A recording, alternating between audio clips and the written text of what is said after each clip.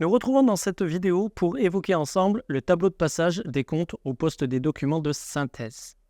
Nous l'avons vu lors des cours précédents, le bilan et le compte de résultat sont la finalité du journal, du grand livre et de la balance. Bien sûr, il n'est pas évident quand on est à la balance de savoir où répartir les montants et les numéros de compte.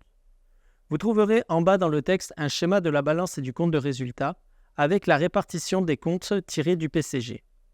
Nous allons voir en détail la répartition. Pour le bilan, à l'actif, nous retrouverons dans les immobilisations les comptes de la classe 2. Toujours dans l'actif, au niveau des stocks et en cours, les comptes de la classe 3. Pour continuer, nous trouvons dans les comptes de la classe 4 dans les créances. Et pour finir, dans les disponibilités, les comptes de la classe 5. Maintenant, pour le passif, les capitaux propres regroupent tous les comptes de la classe 1 et pour le bas du passif, on retrouve les comptes de la classe 4. Pour rappel, le bilan doit toujours être équilibré, actif égale passif.